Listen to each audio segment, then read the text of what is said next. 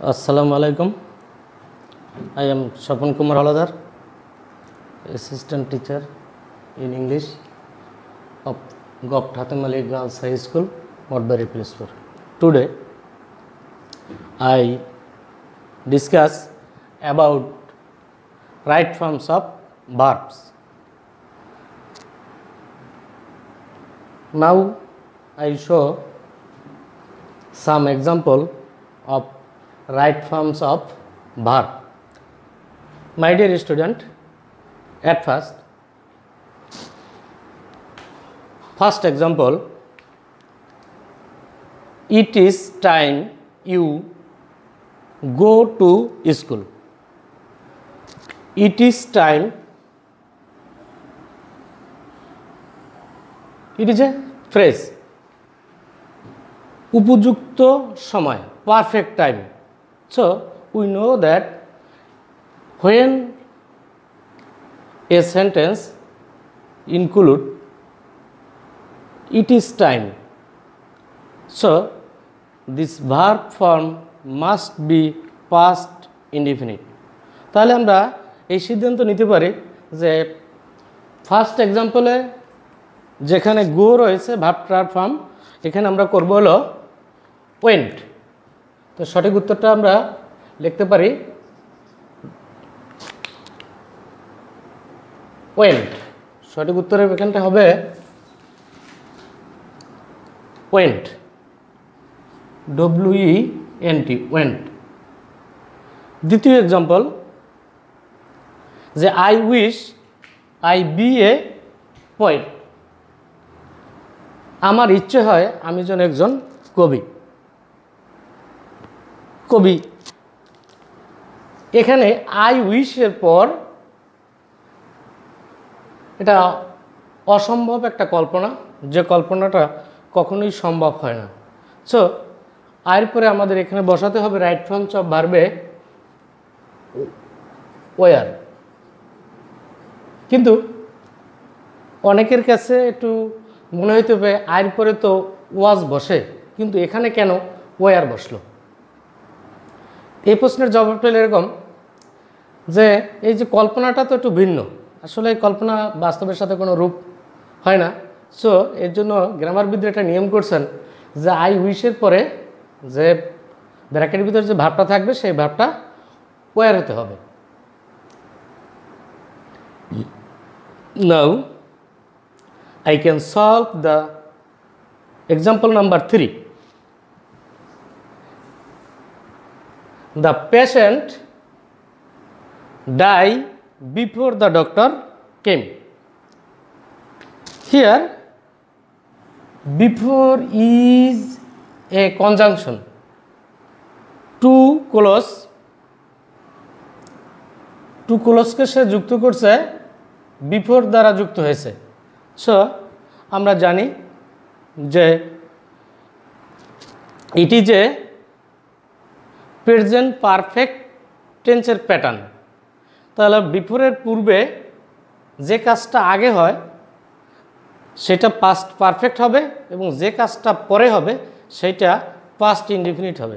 যদি আমরা অন্যভাবে একটু বলার চেষ্টা করি যে ডক্টর আসার পূর্বে রোগী মারা গেল, তো কাজটা কোনটা হয়েছিল? কাজটা হয়েছিল পেশেন্টটা আগে মারা গিয়েছিল, তো যে কাজটা আগে হবে সেটা হবে পাস্ট পারফেক্ট। সো আমাদের এই এক্সাম্পলটা আমরা এইভাবে নিতে পারি, solve the patient had died before the doctor came. The patient had died before the doctor came. আর পরের যে ভার্বটা এটা কেম হবে, মানে পাস্ট ইনডিফিনিট হবে। Question number 4, it rain for 2 hours. My dear student, you know that period of time and point of time. So for 2 hours it is a period of time. তা আমরা জানি যে period of time যদি থাকে তাহলে ভার্বের ফর্মটা হবে প্রেজেন্ট পারফেক্ট কন্টিনিউয়াস টেন্স। এখন প্রেজেন্ট পারফেক্ট কন্টিনিউয়াস টেন্সের গঠনটা হবে কি, সাবজেক্টের পরে হ্যাভ বিন হ্যাজ বিন মূল ভার্বের সাথে আইএনজি যোগ। সো আমরা দেখব তাহলে হবে it has been RAINING, it has been raining. Example number 4, I work since morning. My dear student, since morning, here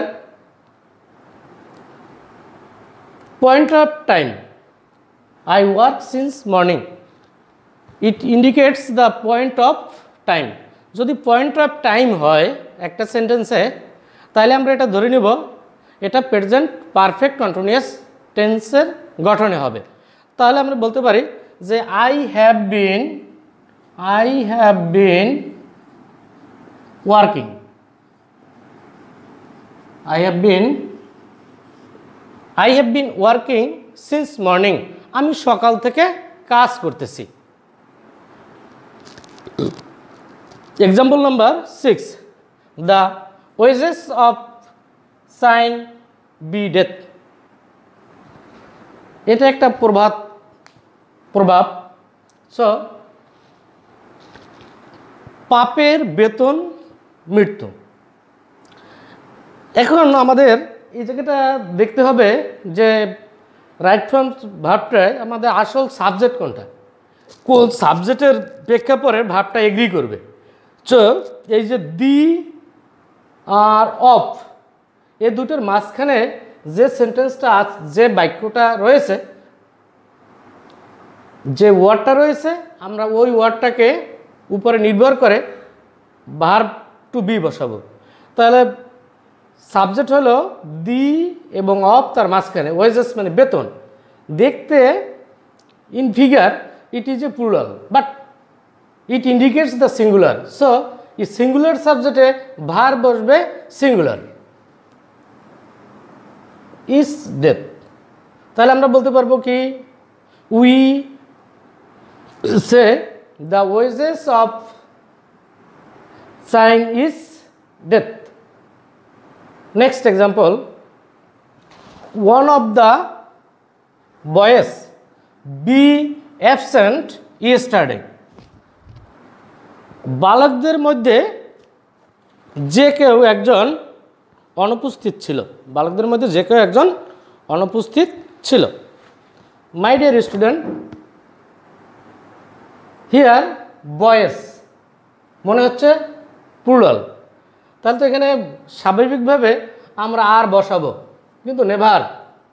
আমার এখানটায় সাবজেক্টটা এগ্রি করবে ভার্বটার সাথে সাবজেক্ট অনুসারে, অ্যাকর্ডিং টু সাবজেক্ট। সো এখানে সাবজেক্ট হলো ওয়ান অফ দ্য বয়েজ, বালকদের ভিতরে একজন অ্যাবসেন্ট ইয়েস্টারডে, গতদিন বালকদের ভিতরে একজন অ্যাবসেন্ট ছিল।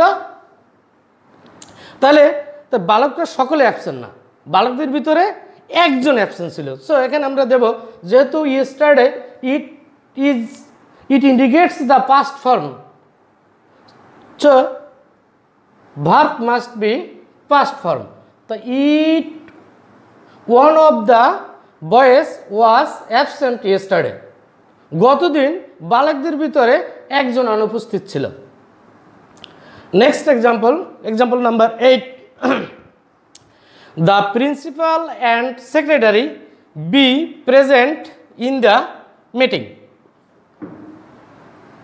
প্রিন্সিপাল এবং সেক্রেটারি মিটিংয়ে উপস্থিত। Here this sentence we see one the, একটি মাত্র দি, আর সেক্রেটারির before the secretary no article. So দুটো পদ, বাট সাবজেক্ট ব্যক্তি এক। তাহলে আমরা ধরে নিতে পারি যে দুটো পদ একই ব্যক্তি হোল্ড করতেছে। সো আমরা এখানটায় ভার বসাতে হবে ইজ। তাহলে the principal and secretary is present in the meeting. Principal এবং সেক্রেটারি মিটিং উপস্থিত ছিল। সো এটা যদি অন্যভাবে আমরা একটু ভাবি যে the principal and the secretary, we notice that there are two article. So ভিন্ন ভিন্ন ব্যক্তি, তা ভিন্ন ভিন্ন যদি ব্যক্তি হয় তার সাবজেক্ট হবে প্লুরাল। আমরা এখানে এতক্ষণ ইজ বসাচ্ছিলাম, দি দেওয়ার পরপরই আমাদের এখানে আর বসাতে হবে। Am I clear to you?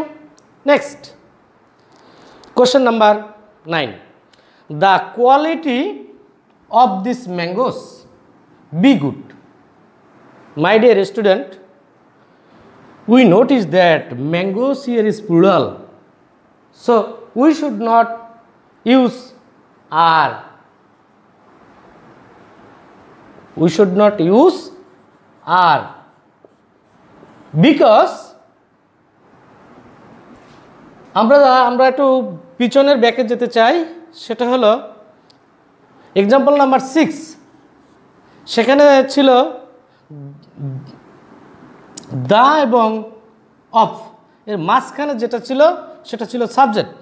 তো এখানটায় একই রকম আমাদের প্রবলেমটা, দা অ্যান্ড অফ, মাঝখানে রয়েছে দা কোয়ালিটি।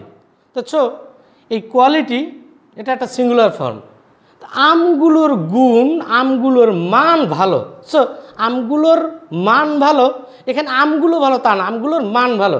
সো দি এবং অফ মাঝখানে যেটা রয়েছে সেই অনুসারে according to subject, here we can say is good.